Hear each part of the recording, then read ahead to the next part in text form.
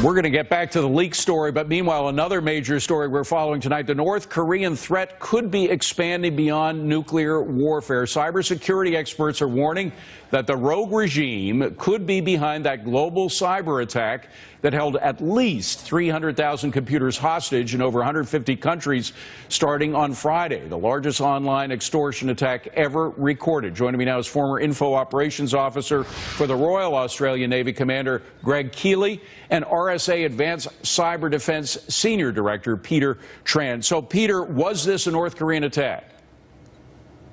It is absolutely hard to 100% determine that, and the reason being is the scale of this attack. With over 822 million new malware coming in daily, which amounts to about 1.2 billion in the last 4 years, it's hard to follow the code and have 100% certainty, but it's not being ruled out in all my years of experience. All right, well, Commander Keeley, at what percent certainty would this demand some kind of response from us? If we're 75% sure, if we're 90% sure, what?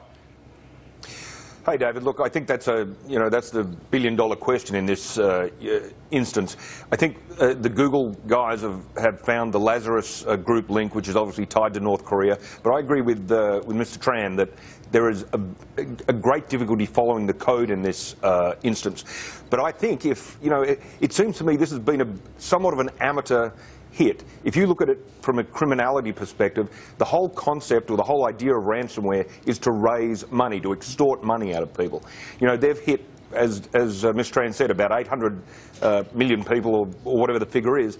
They've really only extorted, from what I understand, about $50,000. Right. So there's a problem. But, Commander, with the point here is that would be a cover. The people that suspect North Korea, they would have used that extortion, the money extortion threat, as a cover for their real intent, which was to hit us, particularly after we may have interfered with their ICBM launches, right?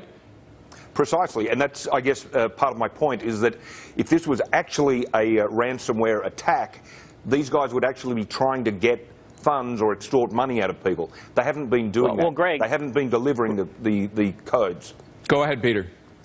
So it was, you're right, Greg, it was absolute amateur hour. I mean, there's a Twitter bot out there that follows the only three Bitcoin wallets that's coded in there. That's absolutely suspicious in my mind. I mean, the current count before we sat down now, Greg, is 71,000 US dollars. That's asinine compared to the scale by which this spread globally. Well, how, Peter, if it is decided that there's enough information, enough evidence to put the finger on North Korea, how should we respond?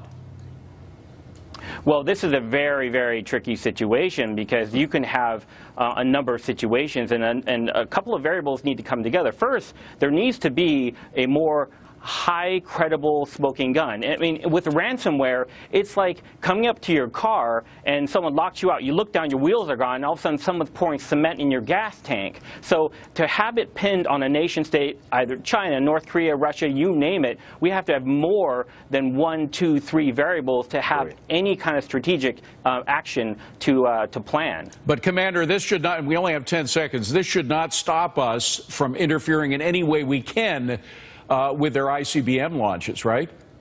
No, absolutely not, David. I mean, the battle lines on the cyber battlefield here have already been drawn, and we're the biggest. The United States is the biggest power on the face of the planet. We should be using that power to go after North Korea to stop these missile launches, because we're only years or months away from a major incident, potentially, with their capabilities. Yeah.